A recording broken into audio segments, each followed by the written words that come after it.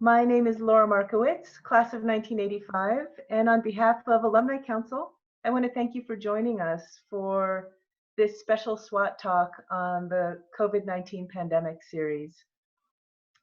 Before we start, I just wanted to acknowledge that all of our Swarthmore alums and college staff members who are on the front lines of this crisis right now as first responders, working in labs, working on civil rights issues during the crisis, and also keeping our campus viable.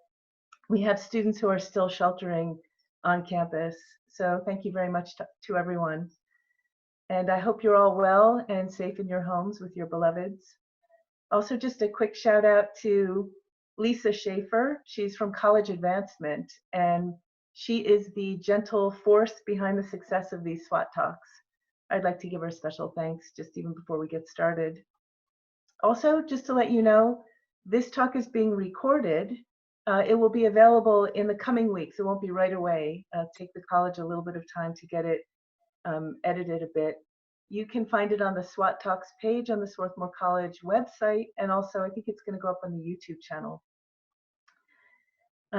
Let's see, so that's all the housekeeping we have. Just to also let you know that as our speaker speaks, if you have questions, please feel free to use the chat function and send the questions. You won't be able to see one another's questions, but I'll get all the questions and I'll kind of consolidate them. And then when Dean is finished, I'll try to pose them kind of in themes.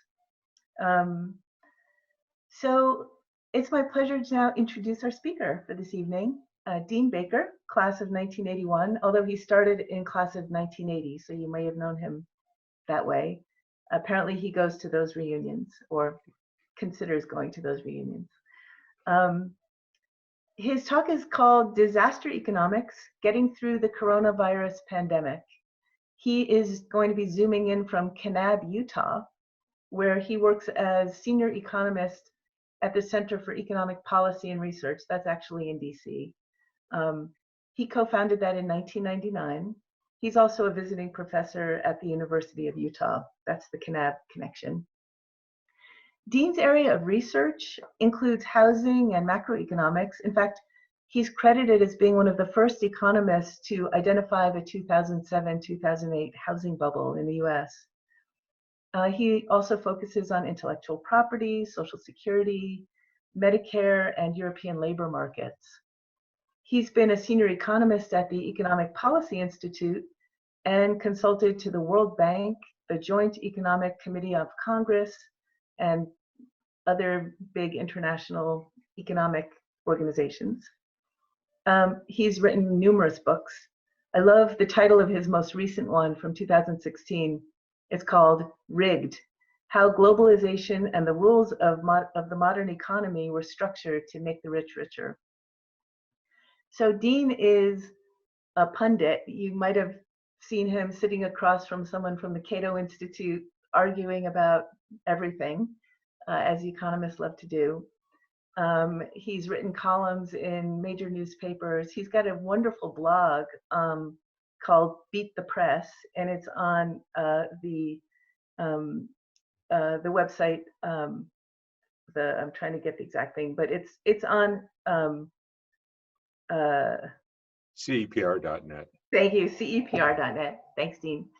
But I just want to tell you, just in kind of classic Swarthmore fashion, he did not study economics at Swarthmore. So if you want some cozy memories of Bernie Safran, you're not going to get them in this talk. He actually studied he studied, let's see, majored in history and minored in philosophy. And then he audited a class on American economic history right before graduation. And then based on that, he ended up going to grad school, got his PhD at the University of Michigan. And just as a sideline, he also ran for Congress in 1986 as a grad student, won the Democratic nomination, but lost in the general election. So he's a really interesting guy. Tonight, he's going to be talking to us on a more serious matter, which is about how a post-COVID-19 US economy might look different from the economy we just had up until January of 2020. So, Dean, thank you so much for being here, and I'll turn it over to you. Well, thanks, Laura, and thanks, Lisa, for setting this up. I've spoken, I think, at Swarthmore 2 or 3 times, over the years, and I'm always happy to go back there again. I have to say, I didn't expect this would be the way I'd be going back. So, little unusual, but in any case, I welcome the opportunity. So anyhow, these are extraordinary times, and I'm sure everyone's having their own difficulties, and I hope people are getting through okay, and their family members are getting through okay. But these are difficult times. Anyhow, so I want to talk about what are the major issues with the economy. First off, how bad is the slump? Short answer, of course, very bad. But I'll just give you a few statistics on a few numbers. Secondly, what are the key features of the government response? Because the main point I want to leave you with is that how bad this story is going forward will depend to a huge extent on how effectively the government responds now and in the months after, when we get to talk about reopening again. Which, of course, third point, what are the prospects for the recovery? And, one of the points I'll make there, and, all of us economists have to be humble on this. This is going to be to a very large extent determined by the course of the coronavirus, which I have no particular expertise on. I mean, I can read the paper like everyone else, but certainly won't claim to be an expert on epidemiology. And then the last thing, permanent changes in the economy and society. I think many of us tend to exaggerate how often, or how much I should say, changes that we see in a crisis like this will be lasting. But I do think there are some that, at least I'll say, I feel fairly confident saying that they will be enduring. They'll continue once this crisis is over. Okay, so first off, how bad is the slump? So this is a series industrial production that the Federal Reserve Board puts out each month. And it's a little hard to see because I have just 1 month of data in the crisis. The very last number, 220, that's for March. And what you could see is that industrial production, this is manufacturing, so manufacturing output, fell by over 6% in that month. And we go back, the series goes back, at least the published data here, goes back to the early 70s. And we had severe downturns, obviously most recently in the Great Recession, 08, 09. And then also back in the 70s, we had some pretty bad downturns with the OPEC price increases. There was nothing like this. So the very worst, if you go back to the 74, 75 recession with OPEC, industrial production, the very worst month was 4.5%. Here we're looking at over 6. Now, the reason why that's so striking is that's really only half the month. So, the first half of March, things were operating more or less normally. So it was only the second half of the month. So basically, you're just seeing a collapse of the manufacturing sector as certainly as we've not seen since we've had reasonable data. We don't have data, or at least I don't have data going back to the Great Depression. But for quite some time, this is far and away the worst we've seen. And again, that's only half the month. Okay, another series like this, retail sales. Retail sales fell about 6% in March. Again, this is far worse than what we had in the Great Recession. Great Recession, I remember, following the data. Of course, I was following it very closely at the time. We're all looking at this just in horror. We're just seeing the economy fall through the floor. Well, the very worst month, we had a 4% drop in retail sales. Here we're looking at 6%. And again, this is only half the month. So if you go back, the first half of March, March 5th, March 10th, for most of the country, coronavirus was not a big factor in retail sales. Second half, of course, it was. But that's just showing you how bad things were. And the last one, I could keep going because there's other series I could give you, but I think that these make the point. Unemployment insurance claims. So again, I have a relatively shorter period here just to make the contrast. We were looking at these are weekly claims. So how many people are applying for unemployment each week? And we had a peak back in the Great Recession. I think it was 900,000, reading off the graph, but I think it was 800,000 or 900,000. We had 4 weeks where the total was 22 million. So we've just never seen anything like this before. Now, none of this is a big surprise in a certain sense. I mean, we're getting the data. We're going, wow, these are horrible numbers. But none of it's a big surprise because we're basically shutting down large segments of the economy. And this is in many ways unprecedented because, we go back to the Great Recession, 2008, 2009. Well, you have a collapse of the housing bubble, collapse in demand, and we're going, well, how bad is that? Well, we get the data and we go, well, it looks pretty bad. In this case, it's not, it is very bad, but it's not a surprise. We're telling people you can't work in restaurants. We're telling people you can't work in most retail outlets. We're shutting down large segments of the economy. So in that sense, it's not a surprise, but the numbers are still very, very striking. So we're talking about at least, for this period of the shutdown, and again, I don't have any special insight to how, I'll say a little bit about that, but I don't know, no one's telling me how long it's going to be. But for this period of the shutdown, we're really talking about an unprecedented decline in economic output. It's the estimates, and I've not tried to construct my own, but the estimates that I've seen for what the second quarter GDP is going to look like are on the order of 30% decline. So just to be clear what that means, what we would be looking at is for the months of April, May, and June, and that's assuming you're going to have some reopening in that period, presumably in June, not to say complete reopening, but some reopening. But for that period, the economy is declining at something like a 30% annual rate. That's really, really extraordinary. I mean, we'd think it was horrible if the economy was declining at a 2 or 3 or 4% annual rate. We're likely looking at 30%. So this is really an unprecedented fall off in economic output, employment. We just haven't seen anything like this. Okay, so what's the government response? One of the points that they often make in talking to reporters, other people on this, it's important. People often talk about this as stimulus package, and I think that's really mislabeled. And it's not just because I'm a fanatic about semantics or anything. We aren't trying to stimulate the economy. I had a friend who was saying, well, don't you think we need more stimulus? We actually don't want people to buy things. We'll arrest people for buying things. So it's not, we don't want to stimulate the economy right now. The key thing that we're trying to do is keep people whole through a period where tens of millions are not working. Okay, so what we want to do is make sure that people have the money to pay their rent, pay for their food, pay for other necessities. That's what's important. We don't expect them to go out and spend a lot of money on, they're not going to be traveling. We don't expect them to buy new cars. I mean, we don't expect people to be buying a lot of things right now. So that's why when people talk about being a stimulus, they're really misunderstanding the issue. So it's not just a semantic point. What are we trying to do here? Okay, so here are the main features. And I'll try to avoid going into too much depth because I've been arguing with people all the time about this stuff. But just to outline some of the main features. The first off, I'm putting the small business loan program because I think it's the best, the most important thing.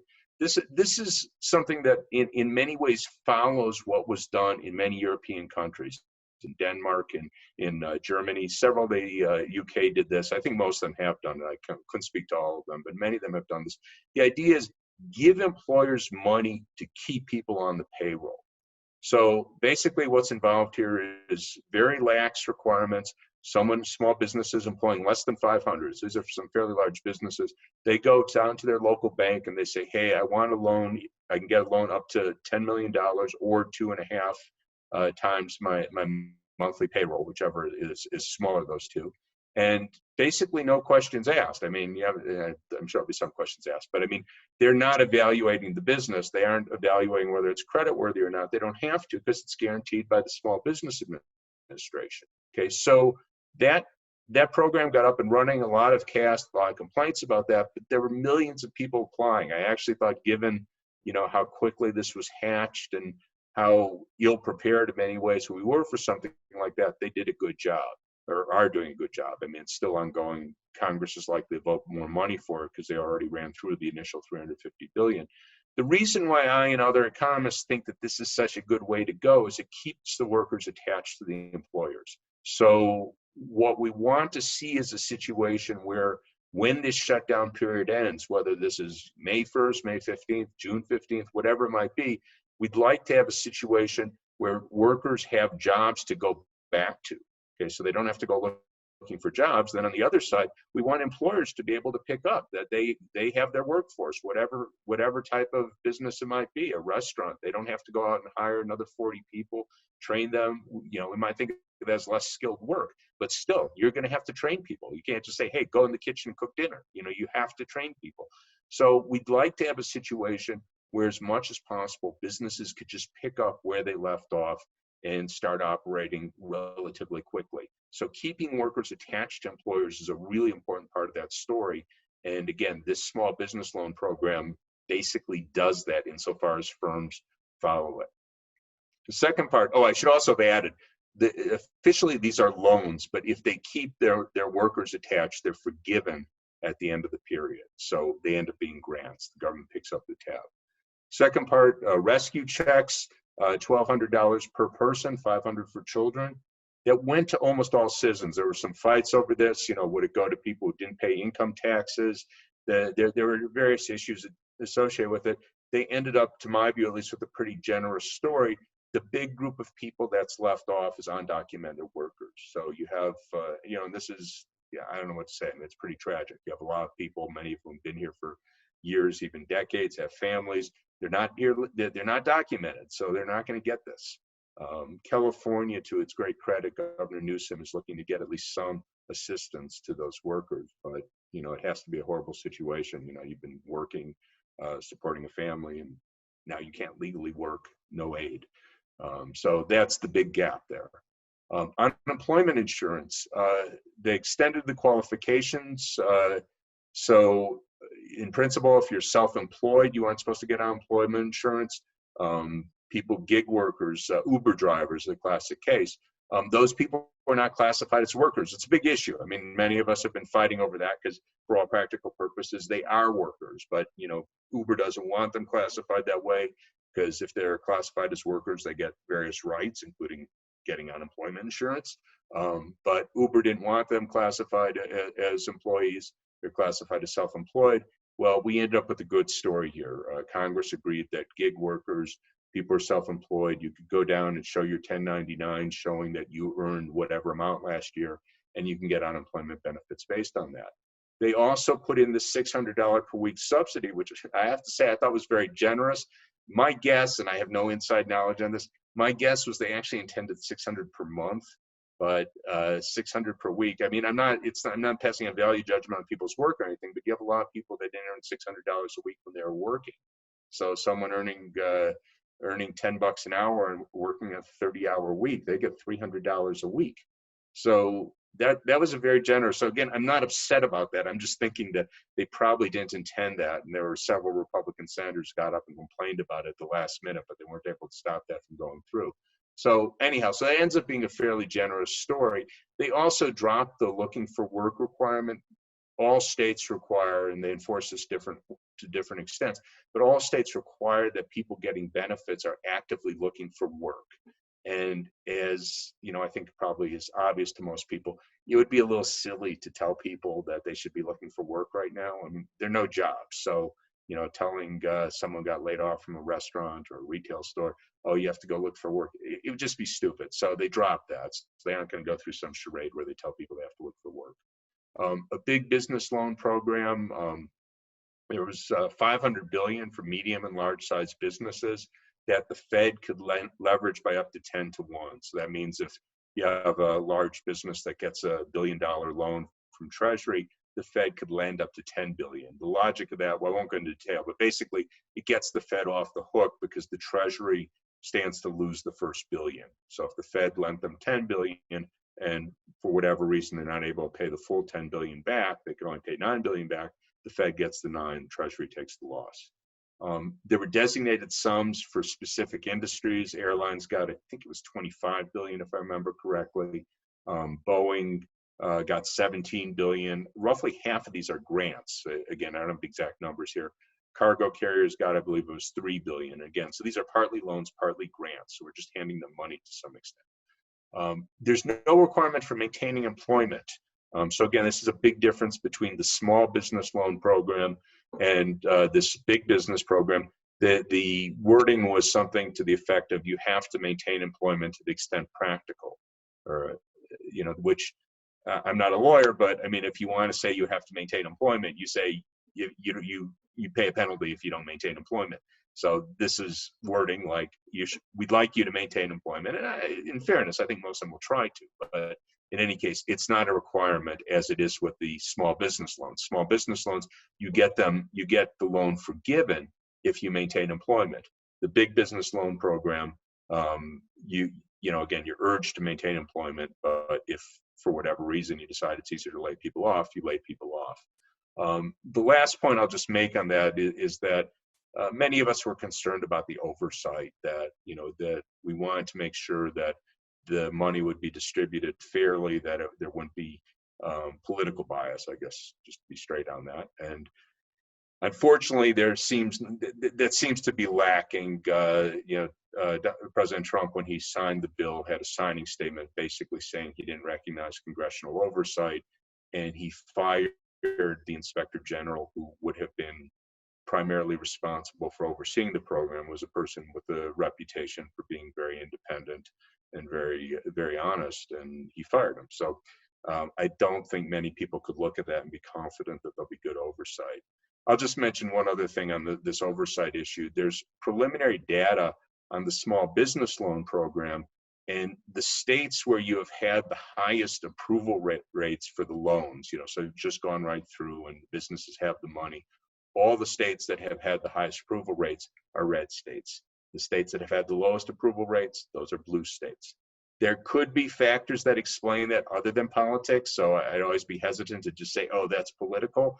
But I think in this day and age, you'd have to be pretty naive not to think that it could be political. So again, I'm not asserting it is, but we should be worried about that, I think, reasonably.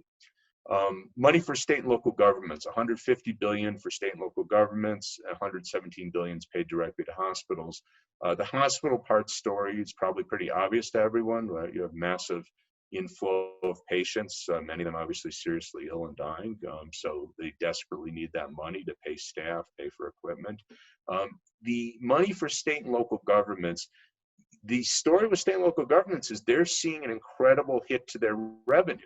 So their revenue, they would ordinarily get somewhere about 150 billion a month in income taxes, sales taxes, other taxes, much of which, of course, they're not going to get during this period of shutdown.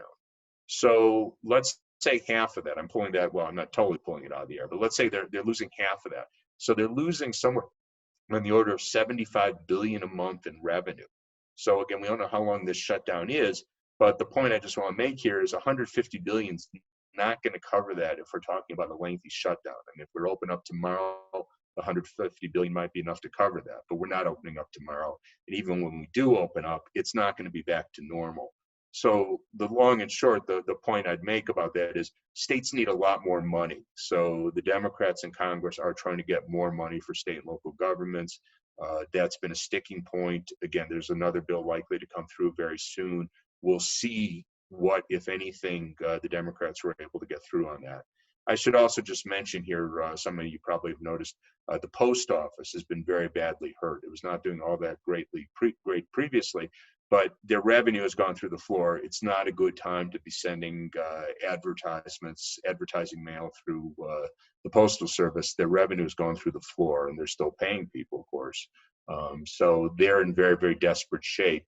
And the Republicans, particularly President Trump, has been adamant he does not want to help them. So that's going to be a very serious problem going forward. The last part of the rescue package, the Federal Reserve Board has played a huge role. They've lowered their interest rate, the overnight interest rate, to zero, trying to lower interest rates throughout the economy. To my view, very much the right thing to do.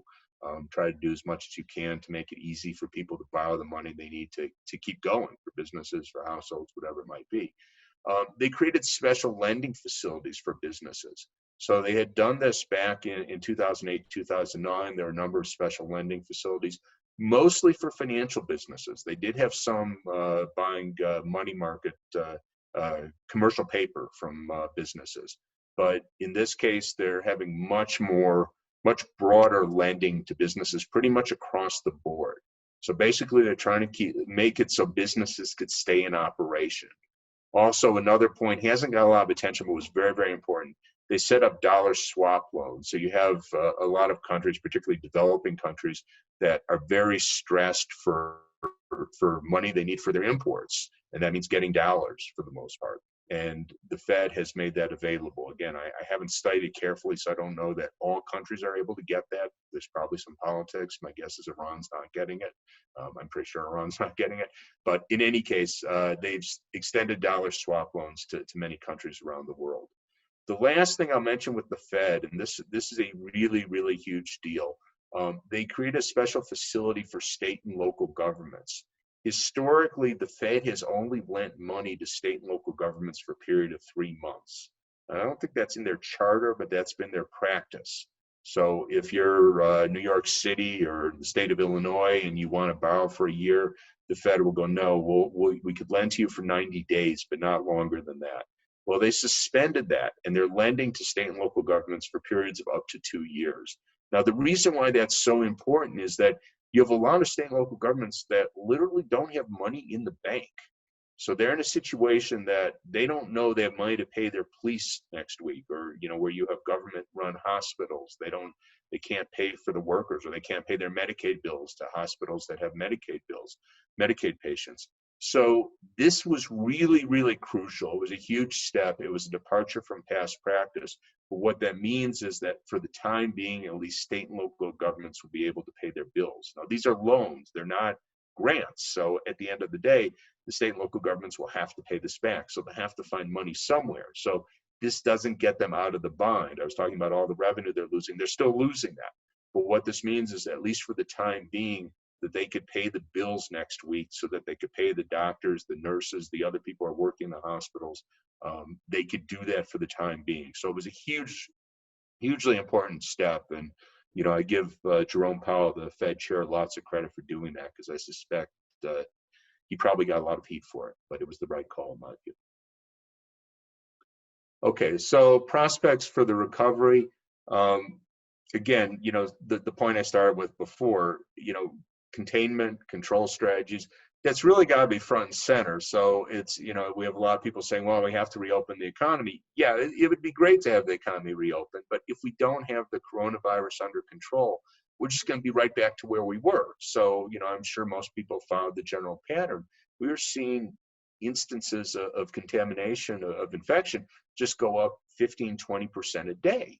And then we had this period of shutdown, and the rate of growth has slowed immensely. And in many states, it's just 1 or 2% a day. Again, we have to get lower. But, the point is, that is manageable. It's not going to overwhelm our hospitals. Our doctors could deal with it. We have the equipment to deal with that. Now, that's what was hugely important. If we were just to say, okay, open up, well, we'd be back where infections were growing 15, 20% a day. And again, we'd be overwhelmed in no time. So we can't do that till we could be reasonably confident that we could control the spread.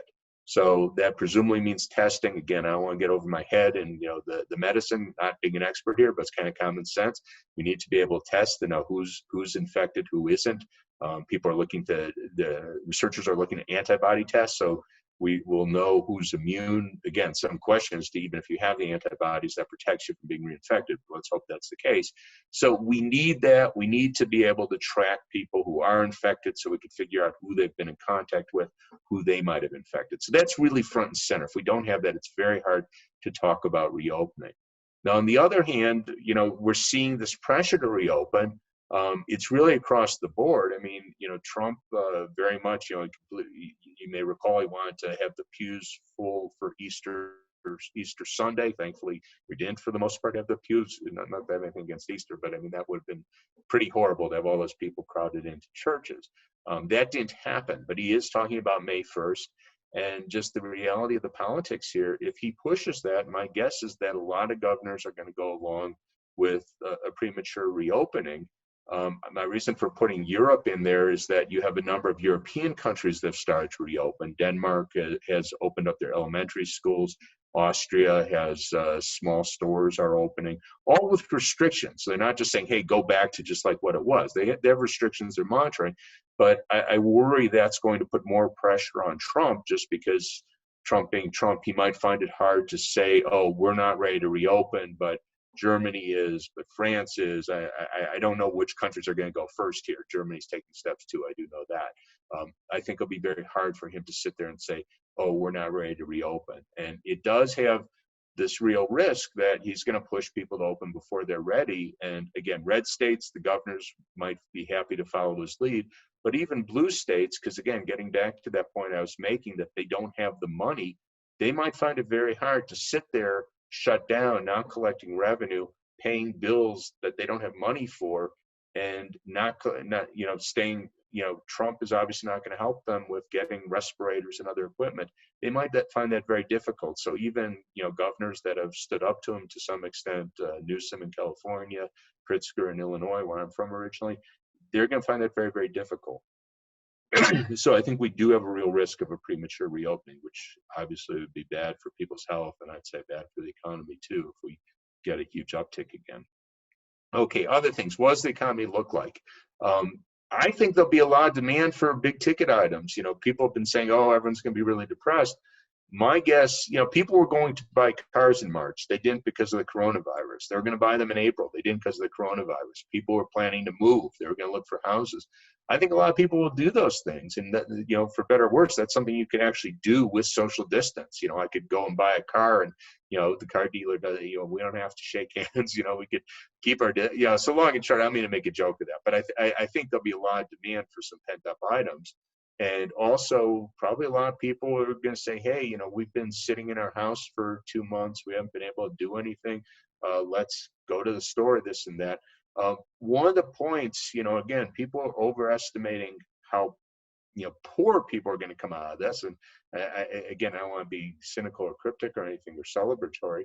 But the reality is, if you look at those numbers I put up before, a lot of people are working. They're getting their normal paychecks. They got $1,200 from the government to, over a 2-month period or whatever.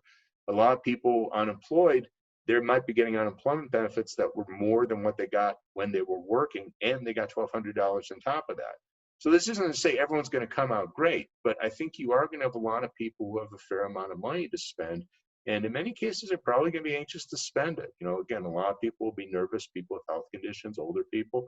But a lot of people, my guess is they're going to be looking to go out and spend money, which is, the point I make in number 5, that you're likely to see a story where you have a lot of businesses that aren't able to meet the demand. So think of a restaurant trying to operate, and again, let's assume that there's some common sense here, that are trying to maintain some social distance. Well, they're not going to seat, crowds at every table. They're not going to have a table with 12 people. What they're going to do is maybe have 2 people, 4 people at a table, presumably people who know each other and willing to take that chance with each other, and then they'll separate them. The next table is going to be empty. So they're not going to have the same capacity. And of course, a lot of businesses aren't going to be up and running right away. So I think you're going to have a lot of shortages of capacity, and that's number 6 here, that we're likely to see some amount of inflation. Now, again, I don't think any of this is terrible, so restaurant meals will go up 20%. I mean, no one's going to like that. But the point is that, I've had a number of people saying, oh, we're going to see deflation, we're going to see the Great Recession, deflationary spiral. I don't think that's likely to be the story at all. I actually think that we'll have a lot of situations where capacity is really stretched, and that will lead to price increases. And again, some of inflation. I'm not an inflation hawk, so I'm not going to say, oh no, end of the world, but I'm just saying that's something that we should expect to see. The last point, the economy by the end of the year, I think it's reasonable to think we'll be most of the way back. What does that mean? Well, I was giving you a moment that we're going to see a fall off of maybe 30% in the second quarter. That's an annual rate, so it's not actually falling 30%.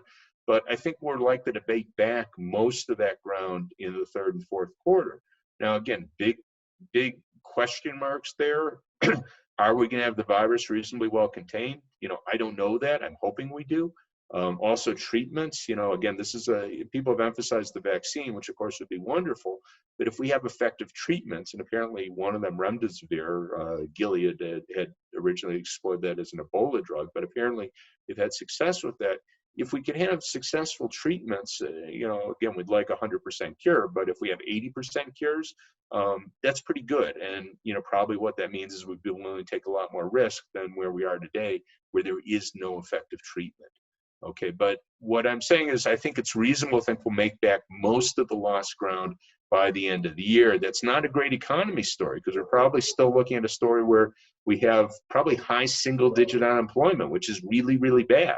So I don't mean to say we're going to be in great shape at the end of the year, but my expectation is, barring really bad outcomes in terms of opening prematurely and another huge spread, that we will get back to something that we might consider a more normal economy. Still a very bad economy, but a more normal economy.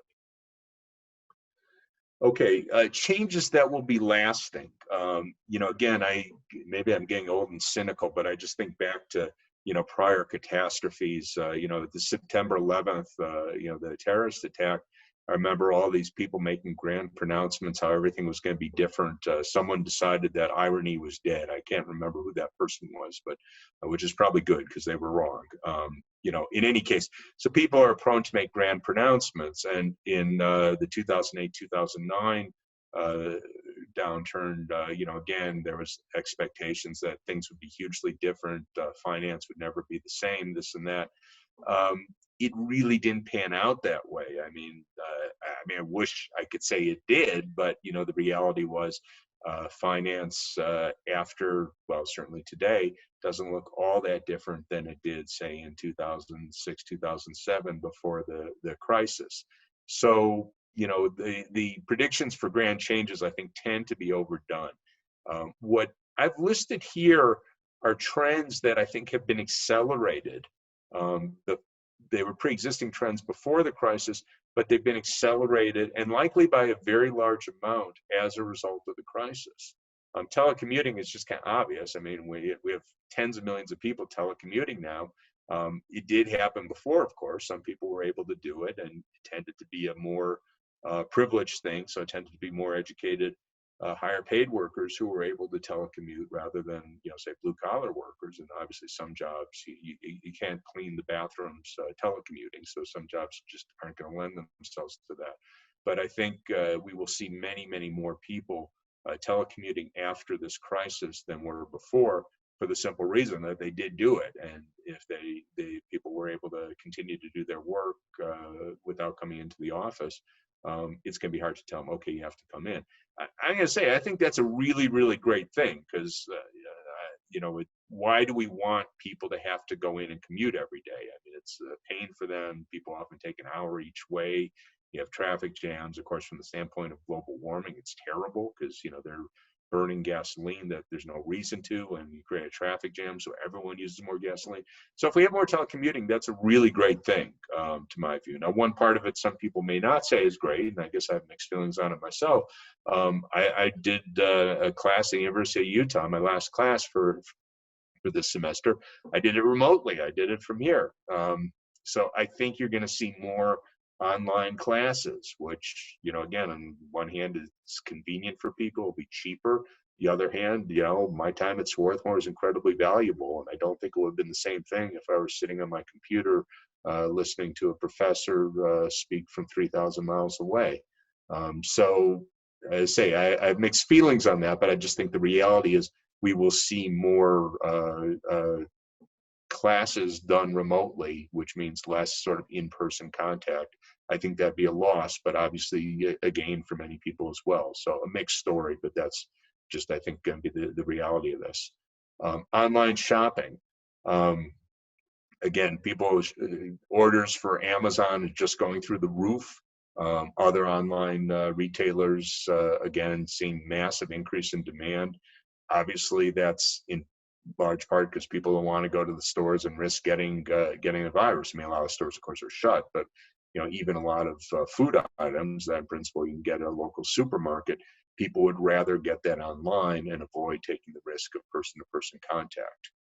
Online teaching, I'd forgotten, I guess I had that as a separate item here, but in any case, again, just making that same point that we're likely to see a lot more online teaching, and again, mixed story, more convenient for people, energy efficient, so good parts of it. But again, I think insofar as students don't have the sort of direct in-person contact with a professor, I do think that's a loss. The last thing I'll say is something that's, again, not my area of expertise, but I think it's kind of obvious that China's influence in the world has expanded enormously by many measures, by the standard measure of GDP, purchasing power parity, China's already like 1/3 larger. Its economy is 1/3 larger than the U.S. economy. And it's growing more rapidly. It has been growing more rapidly. I expect it to continue to grow more, or not just I expect. The projections from the International Monetary Fund and basically everyone I've ever seen projects that China will continue to grow much more rapidly than the U.S. And by the end of this decade, it's likely to be twice the size of the U.S. economy. So the U.S. had obviously a legacy that we were at the forefront of international institutions like NATO, like, we're at the forefront in creating the United Nations and the United Nations institutions like the World Health Organization. For better or worse, I think our influence in all those areas is just plummeting. And, partly that's design. I mean, again, Donald Trump makes no bones about this. He doesn't want the U.S. to play that role in the world. He wants the U.S. to be for itself or whatever, America first. I mean, that's his line. And China's obviously grown rapidly and has acted, obviously, sometimes for better, sometimes for worse, but they've moved in aggressively. And I think coming out of this, China is going to have much more influence relative to the U.S., and that gap is going to grow. And certainly, obviously, China was in some sense responsible. I mean, the virus originated there. I mean, how much you want to blame them, people could make up their own mind. But in any case, it originated there. But in the wake of that, they did effectively contain it very quickly. And that in that sense, I mean, we might not do everything they did in the sense that they're much more authoritarian in their dealings with their own people. So I'm not going to say we necessarily want to replicate everything they did, but they did effectively contain it. And then the reality is that they are the ones who are making protective gear. They're making respirators. They're making drugs available to the world, and that has to be. I don't think anyone's missing that. I'll just put it that way. So they're the ones in a position to lend aid to the world. We're the receivers, which again, we should all be happy that we could get protective masks from anywhere we can get them, and the other items we need. But needless to say, if you're the one getting aid, you have much less say in the way things get done rather than the one who's giving it. Okay, so just to conclude, I'll just say an awful lot when we try to think, okay, what are things going to look like middle of April 2021? An awful lot will depend on the government's response. So will we get enough money to state and local governments so that they can keep operating, keep workers employed, pay their bills? That's going to be a really huge deal. And, at this point, I don't think anyone can say they know for certain that they will get that money. So if they don't get that money, that's, of course, horrible for the state and local governments. Also really bad for the economy, because if they make all these cutbacks, if they lay off a lot of workers, cut back a lot of their payments, that means less demand in the economy. That will be a slower recovery and higher unemployment. The other big uncertainty here, of course, is, again, I'm not going to try and predict the path of the virus, the path of our medicines to treat it, or the path of a vaccine, but that will be huge. So if we could successfully come up with treatments, again, a vaccine, even in the best of all worlds, as I understand it, we aren't going to be looking to one for at least a year out, more likely 18 months. But if we can come up with effective treatments, that will be huge in terms of allowing us to reopen with comfort. Because if we know that even in the event we do get the virus, that odds are it can be treated and it won't be a deadly disease, that will make people much more willing to go about their normal life. So I'll stop with that and see if we have some questions here. Thank you so much, Dean. Wow, and thank you everyone for your questions. They're flying in like crazy. Basically, Dean, what everyone would like would be for you to be a seer and tell us, when is the market going to recover? What is it going to do to the sports industry, the oil industry, air travel, healthcare, education, higher education? So we have obviously some anxiety that people are feeling, and they'd like you to know the answers right now. All right, well, let me take the easiest one, the stock market. I can't tell you anything. Let me just say a couple things on the stock market.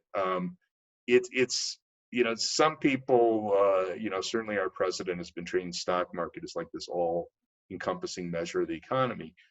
It's not only not all encompassing, it's not even designed to measure the economy. I mean, I'm just giving you the textbook, so this isn't, you know, Dean Baker's crazy flippant view of the stock market. In principle, stock market's the value of future corporate profits. So if, you know, and again, it doesn't measure them perfectly because no one knows the future perfectly, but in principle, if we see the stock market goes up by 5% that next week, that's because investors in the stock market think that future corporate profits will be 5% higher. Now, that could be a good thing for all of us if we go, oh, the economy is going to be growing rapidly and corporations will be gaining their share. So we could say, okay, well, that's good. But on the other hand, it might be the case that corporate profits are going to be higher because we just gave them a huge handout in the bailout package. Well, that's not good for most of us. That's good for people who have a lot of stock. So I'm not, you know, if the stock market falls, and I have money in the stock market, I'm at, you know, semi-retired, so I'm not happy to see that for that reason. But the reality is I can't get too upset when the stock market's falling. I should also point out, again, I had a lot of friends going, oh, what am I going to do? The market's down. I took a look at it, even at its absolute low back, I forget, it was like 2 weeks ago, 3 weeks ago before the big rallies. It was still about 17% higher than it was 5 years ago. Now, that's not great return, but that's not horrible. So basically what we had an extraordinary run up in the stock market. It gave up some of that ground. And, you know, obviously people were unhappy about losing money that they thought they had. But we have much bigger tragedies to worry about. I'll just put it that way. Now, in terms of some of the other industries, you know, again, a lot will depend on how effective we can develop treatments. But some of this, you know, if we just think, you know, and other countries are going to do it, and hopefully we'll learn from them. They might learn from us. But there's a lot of things you could do that reduce the risk.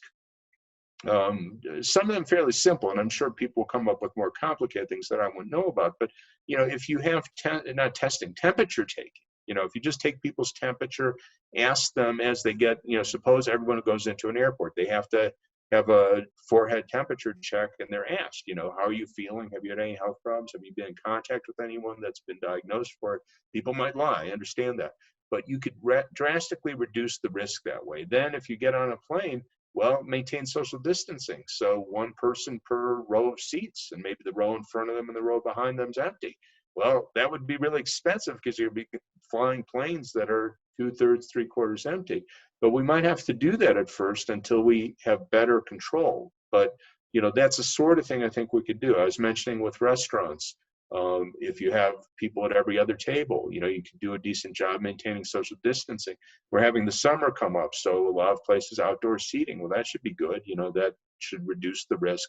So there's things we could do that will reduce the risk. Won't make it zero, but I think for most people, they would be willing to take that risk, that you could sit at a table, there's someone 2 tables over, you know, most likely you won't get it, even if they happen to be infected. And again, even at the restaurant, anywhere you go into, they should be doing at least some basic, you know, temperature check questioning. You know, are you feeling healthy?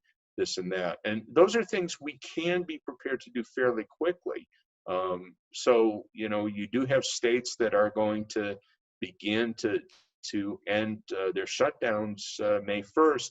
Hopefully they'll be prepared to take these precautions, so at least they could reduce the likelihood that you'll have rapid spread. Now, when you get to things like concerts, big sporting events, a football game with 80,000 people, I'd be very surprised if we're prepared to do that this year. Now, maybe you could have a football game where the teams could play, could be shown on television, and you have very scattered seatings. You know, people come in groups of 2 and 4, and they're scattered throughout a stadium, so no one's right next to each other. You could probably do something like that. But absent some very effective treatment, I can't, or, you know, very widespread testing and tracing, I can't imagine you're going to let 100,000 people into a football stadium. That would just be a nightmare. I can't even imagine it. A lot of listeners here, attendees, have asked this question in various forms, which is, what kind of toll is this recovery package going to take on our national debt, and how will we pay it back? Yeah, that's a great question, because a lot of people are raising that, and I had fun in my Beat the Press blog on Washington Post column, news article that was saying how this is going to be this really big issue. I think the concerns on the debt are hugely misplaced. So just very quickly, a deficit can be a big problem if it's pushing the economy beyond its capacity. That won't, for practical purposes, being the story we're facing today. As I said, there can be shortages because we can have shortages of capacity in particular areas. So that's somewhat of an issue, but it doesn't make sense not to run the deficit, meaning giving people the money they need to pay their food bills, to pay their rent. That wouldn't make sense. But the issue of a debt, okay, so we're going to add $2, $3, $4 trillion. I don't know exactly how much is going to be when we're all over, but it could well be in the order of $4 trillion. So we're going to add $4 trillion, about 20% of GDP to the debt. It could even be more, I should say, but let's just pick that number. So what does that mean? Well, we have to pay interest on the debt. Well, the interest we've been paying is actually very low. So even though the debt to GDP ratio right now is extraordinarily high, you'd have to go back to right after World War II to have a period where the debt to GDP ratio is as high as it is today. The amount of interest relative to the economy that we're paying is actually relatively low.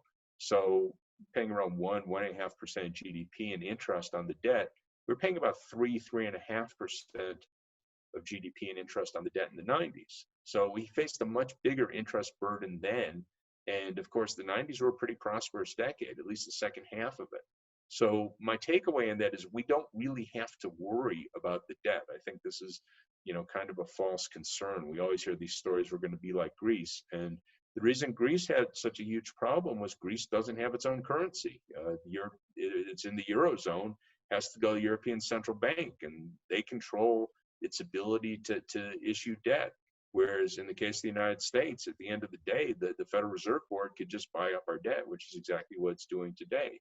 Now, that can be an inflationary story. You can have inflation, but that's, again, getting back to the story where we have an economy that's operating above its capacity. So that's how you get the Zimbabwe story where you have inflation, hyperinflation of 1,000,000% a year, or whatever it ended up being there. They were clearly operating beyond their capacity. So you could tell a story where we could get there, but that's nothing like where we are today or really in any foreseeable future.